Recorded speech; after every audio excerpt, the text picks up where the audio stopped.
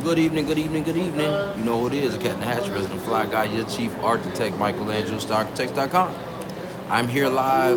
We're doing our Saturday Q&A. I apologize that I was a little late. Honestly, I was like ready and grooving. Had to take care of something before I knew it. We were past time. Um, so we're gonna do, excuse me, chewing gum. This gum is good. Um, But today I'm going to be answering any questions that you may have, rapid fire, whatever you need. Let me know that you guys are in here because for whatever reason it's not showing up like it normally does. To let me know who's in here. Handicap Visions, what's going on, sir? I'm glad that you are able to join me. Again, any questions that you guys want to know, I'm gonna be online as long as I can. I'm actually Austin Style Guy. What's up, sir? How are you?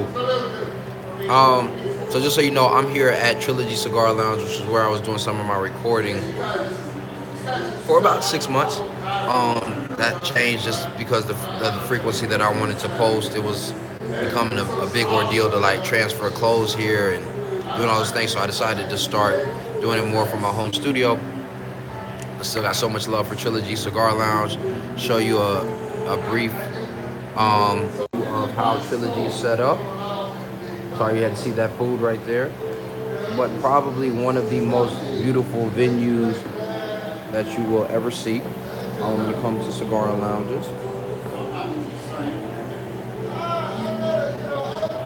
Right? So,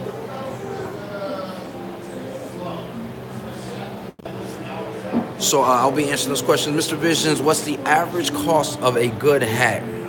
Let's get this correct. Um, So the average cost of a good hat is probably going to run you right around 150, $160. And we'll talk about why in a future video. But essentially, the felt is usually going to be better. The finishings are going to be better, and you'll have a much better lifespan of the wearability of the hat instead of you having to constantly replace it.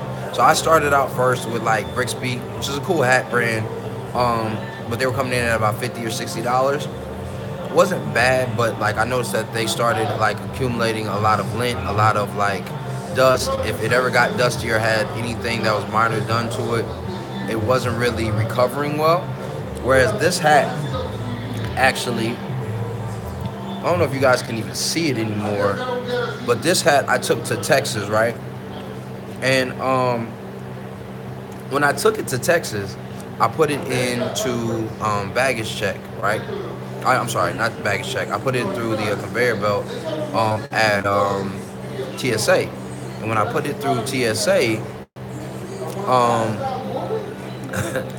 they crumpled my hat, essentially. I'm sorry, it was a little traumatic. But they essentially damaged my hat, right? I didn't panic, but I was like, you know how you do it, like if a kid falls, you're like, I can't believe. That's kind of what it felt like. And so when they did it, it got like four other heavy heavy trays rolled over, but it recovered nicely. I brushed it, I steamed it, and then took it to a hat cleaner to have it clean, and it's been okay then. So you just want to think about those things when you're traveling, and then also you're paying a higher price for potentially a more premium price for any other type of aspects of the hat. So, for instance, if you want a crushable hat, it's probably going to be a little bit more expensive because you can crush it and it will have great resiliency. So, just one thing to think about with that.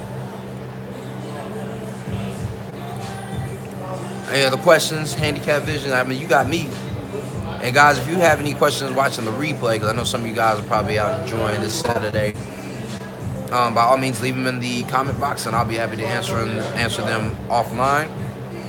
But we will be here every Saturday at 6:30 p.m. Eastern Standard Time. Long as like I don't have a party, because I am full disclosure working and helping out Trilogy Cigar Lounge. So I get to be here around some super dope people, awesome people. But if we're having slow days, then I'll definitely be on time. If not, I'll hop on live and say we're gonna push it back to a certain time or something like that. Um, yeah. So any other questions? Open book. Any other questions about this week? At what temperature should I stop wearing, or should you stop wearing a scarf? So two things that you want to pay attention to when it comes to wearing a scarf or wearing anything that's going to be a little bit heavier is your core temperature. So a lot of guys don't think about their core temperature and they just say, oh, it's cold outside, so I'm supposed to wear layers, or I'm supposed to wear tweed, or I'm supposed to wear overcoats. And they forget that they may run hot, right? So one of my clients today that we were doing some personal shopping for, he doesn't without a jacket, so he doesn't wear or get hot or cold easy. So if you're gonna wear one without a jacket, I mean maybe depending on where you are. If it's still relatively cool, you can get away with it. But I mean the biggest thing is to make sure that you're not overheating, because technically a scarf can be worn as an ascot in the summertime. Definitely would recommend doing that at night so that you're not like burning up. So central Pennsylvania, I'm assuming that like close to Philly. I'm assuming. No, Philly is southern Pennsylvania. Pittsburgh, is Pittsburgh central? I'm sorry, handicap vision, I don't know the geography better. Because depending on your location, you could be getting cooler temperatures. Okay, so halfway between Pittsburgh and Philly. I think your median temperature for like Philly is what, 75 usually up until like July, August. So because of that, yeah, you can probably get away with it until then, especially at night, you know, catching that nice little breeze. The biggest thing is to make sure that functionality is at the forefront first, and then you can have the fashionable elements or the fashionable expression in that space. But you just want to pay attention to that. That's when I would say, like, right around May, you probably should stop wearing scarves. But really, you should stop wearing scarves when you feel hot after you've moved about 15 feet.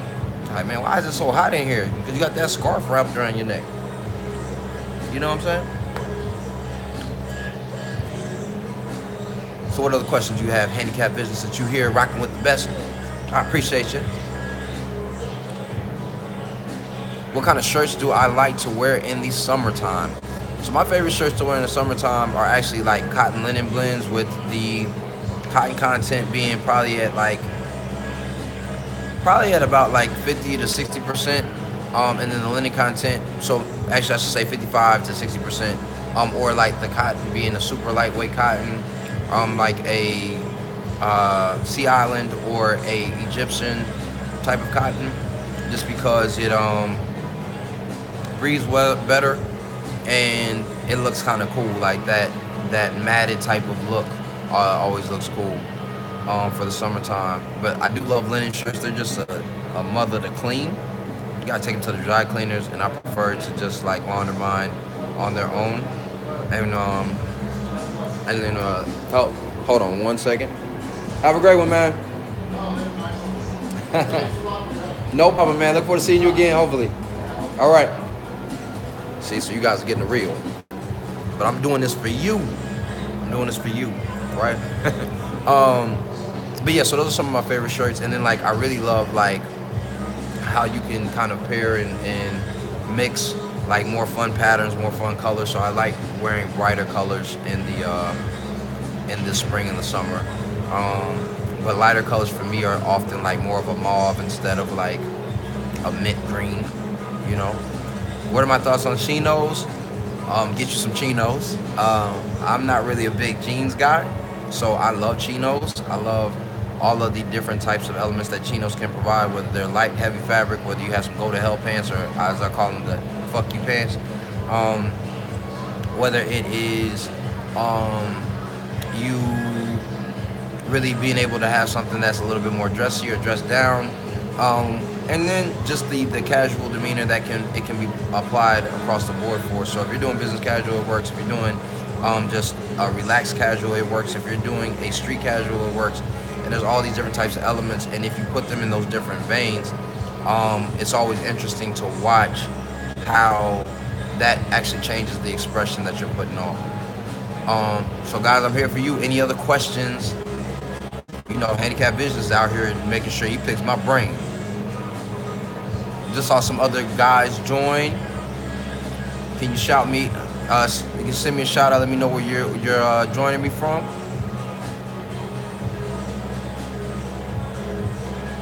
Excuse my gum chewing. That's rude. Let me cut that away because I'm gonna use it again. It's good gum. What age did I start in fashion? I guess that's a kind of a two-part answer. When I was about 8, I had some friends who were like really, really into anime, and I couldn't draw anime as much as I wanted to.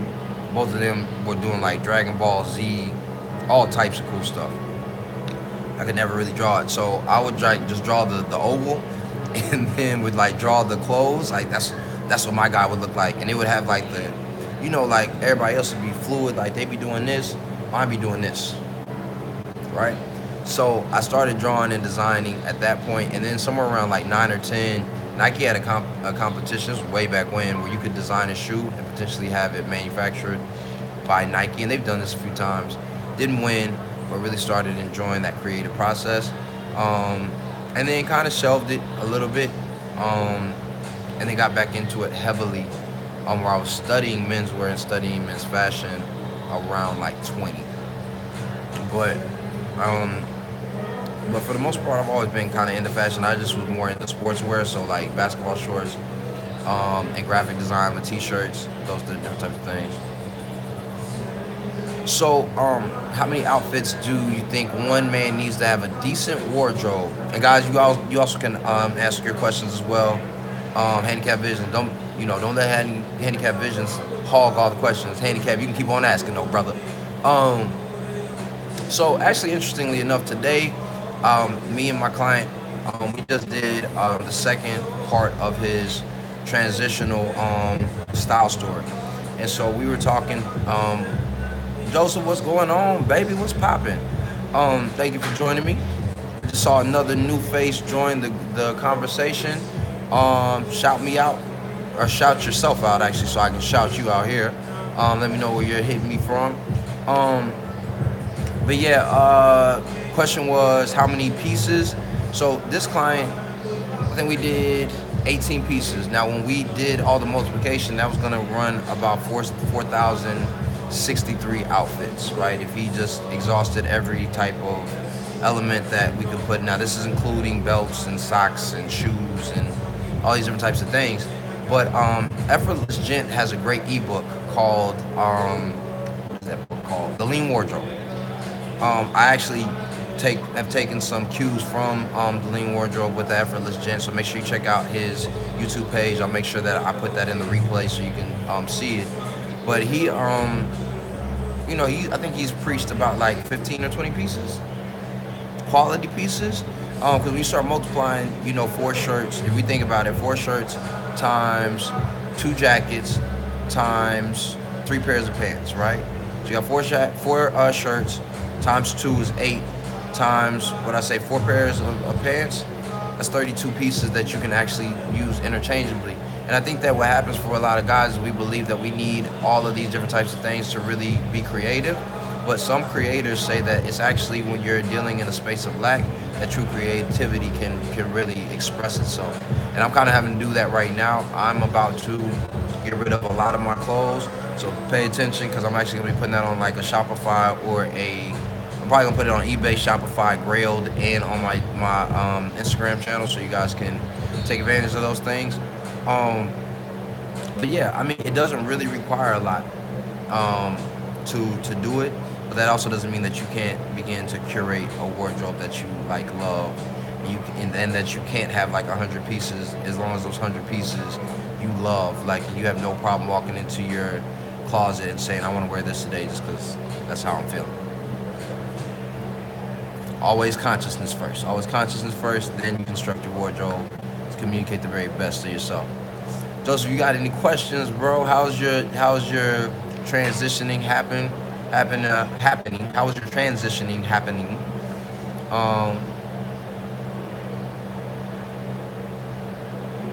so,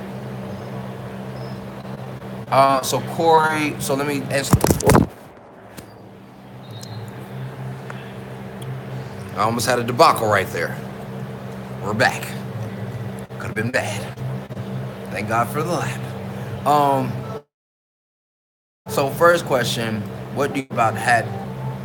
First question, first thing that you need to do is if you can get a tape measure, get a tape measure and then measure the widest and longest part of your head. So I have my tape measure here, but essentially you would measure here all the way around so that you can get the general circumference of your head. Then what I would do is I would measure from this point all the way back to the back part of my head. Hope you guys can see that. So about right here. And then that's going to create the measurements for the dimensions of your hat.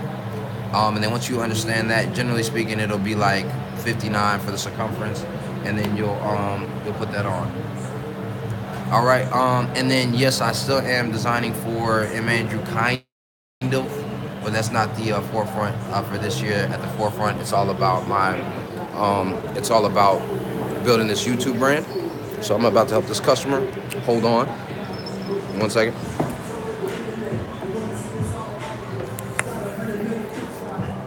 Good evening, sir. How are you doing? Doing good. The expression of a man's state of mind. So you should always dress to express. Peace.